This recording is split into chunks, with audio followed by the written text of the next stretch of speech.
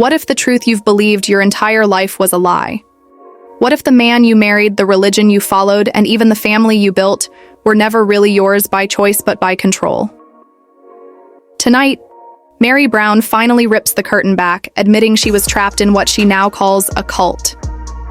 And the secrets she shares will forever change how you see sister wives. Meri Brown once thought that her life was exactly what it was meant to be. She believed from the time she was a young girl that the path to the celestial kingdom required her to marry Cody Brown, that the doctrine she was raised in demanded absolute loyalty to the faith, to the family, to the structure of polygamy.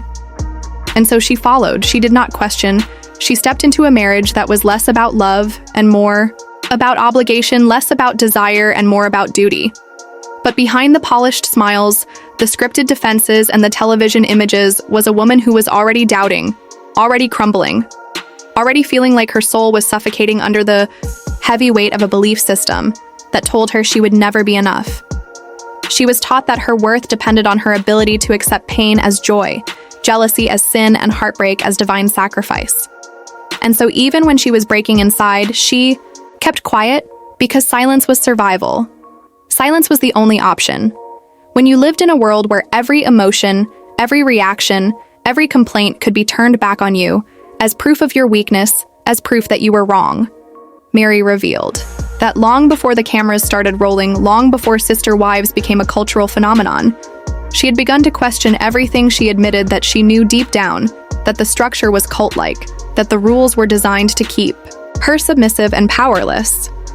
But what do you do when every person around you tells you that your doubts are rebellion, when the man you married would dismiss your concerns as weakness, when your sister wives would quietly judge you or worse, report your thoughts back to him?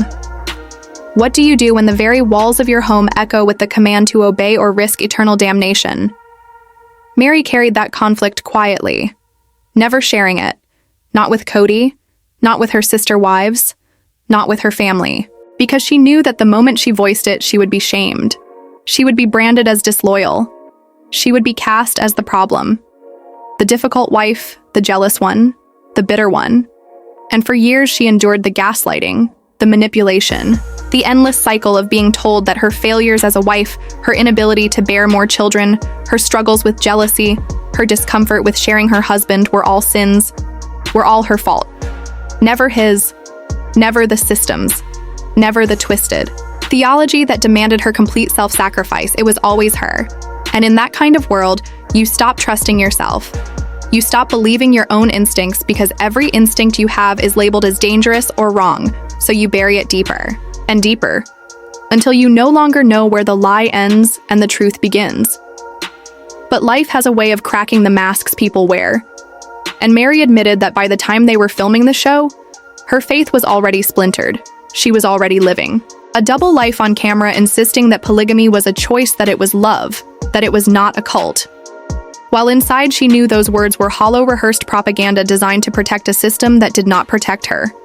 She said she was married to Cody because she believed she had to be to get to heaven. Not because of romance, not because of devotion, but because fear told her there was no other way out. And so she became an actress in her own life, pretending for the world, pretending for herself, trying to sell a fantasy, even though the truth was eating her alive. And then came the moment that made her story all too human. When she re-entered the dating world after leaving Cody, she thought perhaps there might be freedom. Perhaps she could finally build a new chapter. But instead she was confronted with the long shadow of her past. One man she spoke to through a dating app cut the connection immediately once he realized who she was. He said he could not continue because of her background, because of her past on the show, because of the religion she had left behind. He was kind about it, but the message was clear to Meri. She would always carry the stain of that life with her. She could never truly outrun it.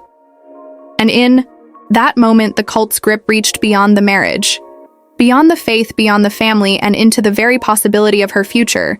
Meri described the pain of realizing that men would see her not as herself, not as a woman ready to love, but as a woman forever linked to a world they wanted no part of.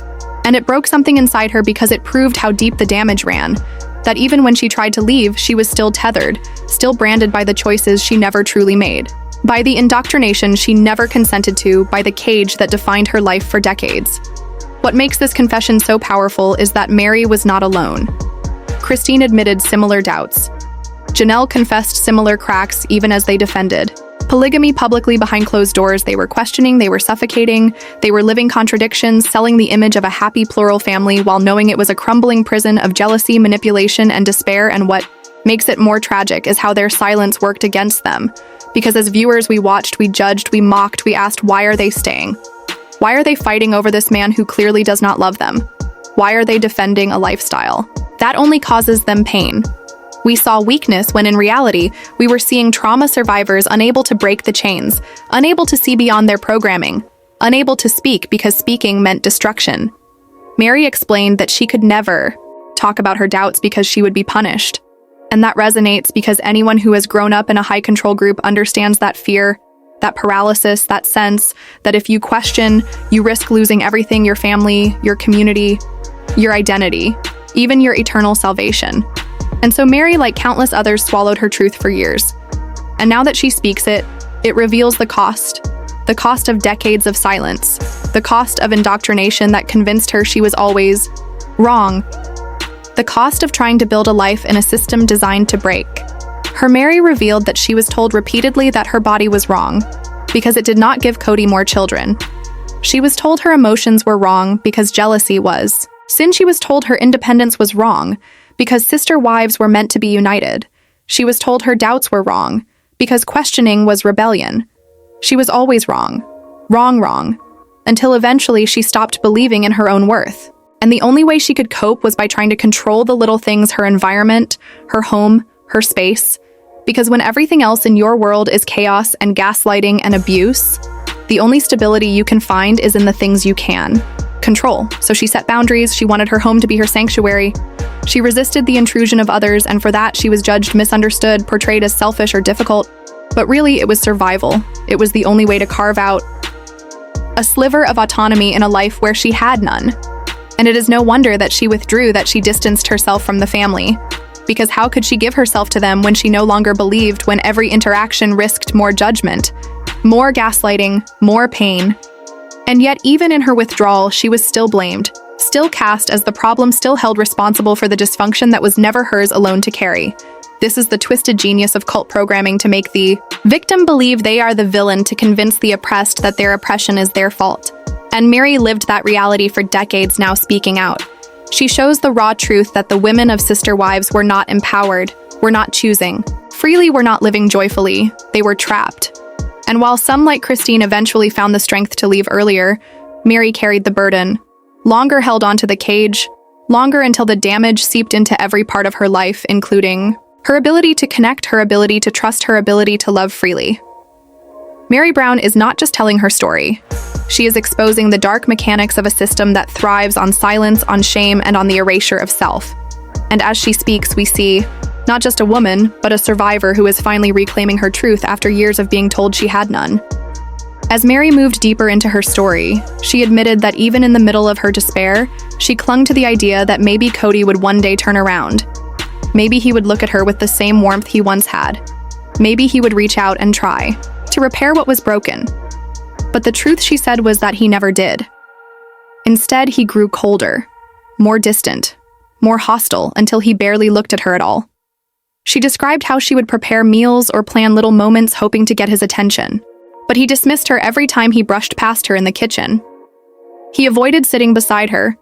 He would barely answer her questions, and over the years, that silence became louder than words, because it told her exactly what she meant to him, which was nothing. She remembered nights when she cried herself to sleep alone, knowing that he was in another room with Robyn or Janelle or Christine. While she was left with emptiness, she said it was like being a ghost in her own marriage, present in body, invisible in spirit. And that invisibility chipped away at her until she began to wonder if maybe she really did not exist at all. What is most haunting in her words is how she described herself as always being the problem, always being the difficult one, always being the one who failed, because that is what Cody and the faith convinced her of, that she was too needy, too jealous, too broken. And so she internalized his neglect as her fault and carried that shame for decades. But when she looks back, now she sees how twisted it all was. She sees how he manipulated her. She sees how he weaponized religion to justify cruelty. She sees how he used her loyalty against her because as long as she stayed hoping he might change, he never had to change. And so the cycle continued. He neglected. She waited. He ignored. She apologized. He withheld. She blamed herself. Until finally there was nothing left inside her but exhaustion and despair. She described moments when she tried to bring up their issues only to be shut down. He would accuse her of nagging, of being dramatic, of not having faith. He would tell her to pray harder, to trust the process, to be patient, as if her loneliness was a spiritual weakness instead of his deliberate rejection. And each time she believed him, each time she went back to her knees asking God to fix her, asking God to make her more obedient, more loving, more silent. And that is the cruelty of it, because she was praying not for freedom, but for better. Chains, she was asking not for truth, but for deeper delusion. And it shows how complete the control was that even her prayers became tools of her oppression. But eventually she reached a point where prayer no longer soothed her, where the silence of God felt as cold as the silence of Cody. And that is when she began to break. She started noticing how her entire sense of worth was tied to a man who did not love her and to a religion that did not value her. She began to ask herself hard questions, like, what if I am not the problem? What if he is? What if my faith is not holy but harmful? What if my jealousy is not sin but survival? What if I have been taught to hate myself? So I never see the truth, and those questions cracked the foundation of her world. But once the cracks appeared, they could not be sealed again. She began reading more. She began listening to her own intuition. She began remembering times in her youth when she felt trapped by rules, when she felt suffocated by expectations, and she saw how those same chains followed her into adulthood and into her marriage. And slowly she began to see her life for what it was, not a holy calling, not a test from God, but a cage built by men who wanted power and control over women. And the realization was devastating because it meant her entire life had been stolen from her. Not by accident, but by design. It meant the love she longed for was never going to come. It meant the family she fought for was never truly hers. It meant that the God she worshipped was used as a weapon to silence her. And when she spoke about this in the interview, her voice cracked. Because even though she has broken free, the grief is still heavy. The grief for the decades lost. The grief for the child she once was, who never had a choice. The grief for the woman she could have been if she had never been told she was wrong at every turn. And it is in that grief that we see the true human cost of cults. It is not just about the rules or the doctrines or the leaders. It is about the lives stolen in silence, the years erased, the identities destroyed. Meri explained that even after leaving, she still struggles to trust her own judgment. She second-guesses herself constantly. She wonders if she is making the right choices in dating and business, in friendship, because the voice of the cult still whispers in her ear, telling her she is wrong, telling her she is sinful, telling her she will fail. And that voice does not vanish overnight. It lingers like a shadow, like a parasite feeding on every doubt. And that is why she said, healing is not linear. It is not simple. It is not about walking away and suddenly being free. It is about daily battles to silence the voice of control daily. Battles to rebuild a self that was never allowed to exist. And she admitted that sometimes she still feels like that little girl, desperate for approval, desperate for someone to tell her she is enough. But then she reminds herself that no one else can give her that. Only she can. Only she can rewrite the story. Only she can reclaim her identity. Only she can decide that she is not wrong for existing and that she deserves love. Not as a reward for obedience, but as a birthright. And that realization is the beginning of her freedom in part of the interview. She talked about how she now sees through the manipulations of Cody, how she recognizes that his coldness was not her failure, but his choice, how she understands that his withdrawal was not her punishment from God, but his preference for control. And when she framed it that way, she finally stopped begging for scraps of affection. She finally stopped apologizing for his neglect. She finally stopped chasing a man who had already abandoned her, and in that moment she took back her power, because the greatest act of rebellion against a man like Cody is indifference. The greatest act of defiance against a cult is self-love. The greatest revenge against manipulation is freedom. And while she still carries scars, she now knows that they are proof of survival, proof that she endured proof that she is stronger than the system that tried to erase her. Meri said she wants other women to know that they are not alone, that if they feel trapped, if they feel broken, if they feel like they are always wrong, it is not because they are weak, but because someone wants them to believe that. So they will stay controlled, and she urged them to question, to doubt, to trust their instincts, because those instincts are not sin. They are truth. And the more she spoke, the more it became clear that her story is not just about her. It is about every woman who has been silenced by religion, by marriage, by family, by society. It is about every person who has been told they are unworthy so that someone else can hold power over them. And that is why her confession matters, because it shines a light on the darkness that so many still live in.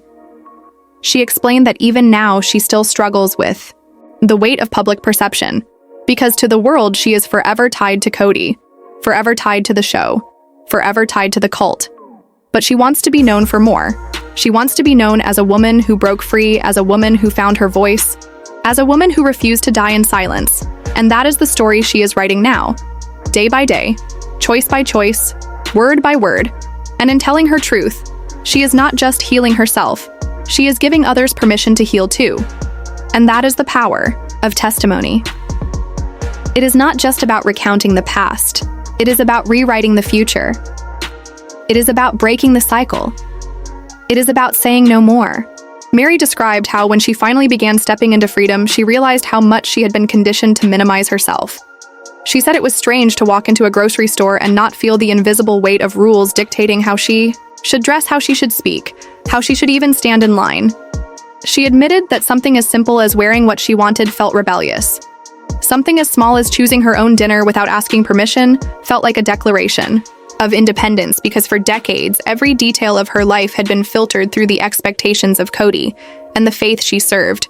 She realized that autonomy was not something she ever truly had, and so reclaiming it became both exhilarating and terrifying. She explained that after leaving, she would wake up some mornings full of energy, determined to carve out a new life for herself, only to crash hours later under the crushing doubt of whether she was doing the right thing, whether she was disappointing God, whether she was proving the voices right, that she was weak and sinful, and that tug of war defined her early years outside the marriage. The push and pull between freedom and fear, between hope and shame, between the woman she was becoming and the girl she had been trained to be. She confessed that she often still hears Cody's voice in her head, telling her she is not enough, that she is selfish, that she is to blame for everything. And even though she knows logically that those words are lies, they linger like ghosts whispering through her mind, and she has to fight every day to replace them with her own truth.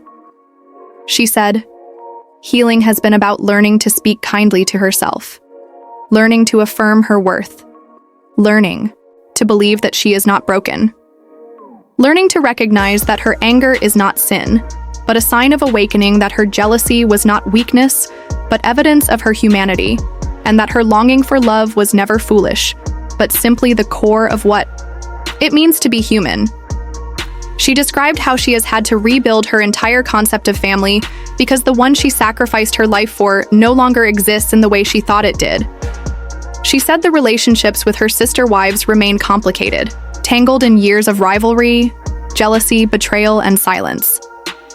She admitted that while she and Christine have found some space to connect, the trust will never fully be there, because too much damage was done. Too many words were spoken. Too many wounds were inflicted. And she said that with Janelle, there is a similar wall. Both of them scarred. Both of them wary. Both of them learning how to live outside the shadow of a man who controlled them for decades.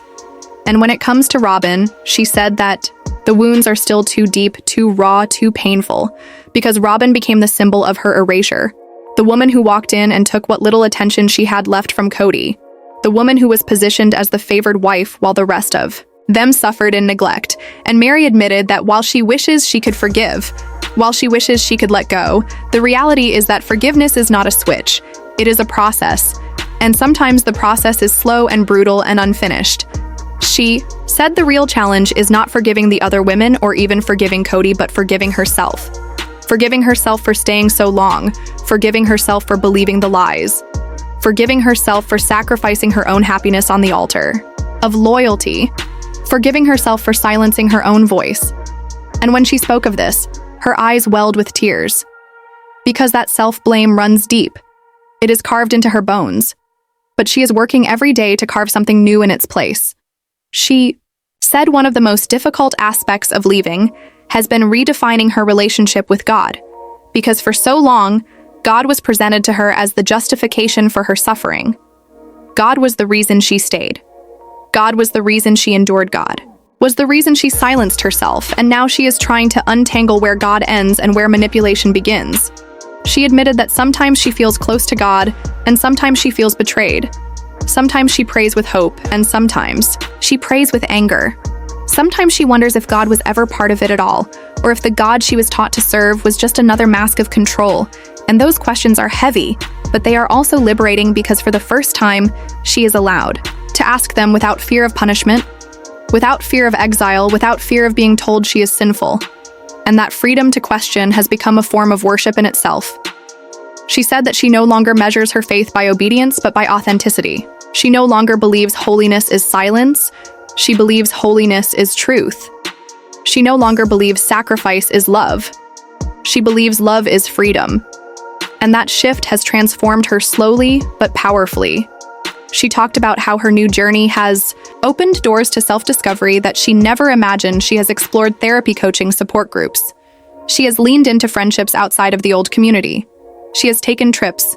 She has laughed freely. She has embraced hobbies she was once told were frivolous, and in doing so, she has discovered that joy itself can be sacred, that happiness is not a sin, that pleasure is not evil, that her body is not shameful but hers to cherish. And when she spoke of these small joys, there was a lightness in her tone, a glimpse of the woman she is becoming, a woman not defined by pain, but by resilience, not defined by silence, but by voice, not defined by Cody, but by Meri. And yet she admitted that the road ahead is long, that there are still nights when the loneliness creeps in, when the memories of rejection haunt her, when the fear of never being truly loved again suffocates her. But she also said that she refuses to give up. She refuses to let the cult have the last word. She refuses to let Cody be the author of her story. She refuses to let shame be the narrator of her life. And that refusal is what drives her forward. She explained that in dating, she still faces rejection, still faces men who cannot see past her past, still faces men who flinch when they realize she is the Meri Brown from Sister Wives. But she is learning not to internalize those rejections as proof of her unworthiness, but to see them as evidence that those men were not meant for her. She said that if a man cannot handle her truth, he does not deserve her future, and that clarity has become her shield. She admitted she wants love. She wants companionship. She wants a partner who will embrace her scars and her healing. But she is no longer willing to beg for it. She is no longer willing to settle for crumbs. She is no longer willing to lose herself again because she has already lost too much. She said that love, if it comes, will find her whole. Not broken, not begging, not silenced, but strong and standing, tall. And that is the future.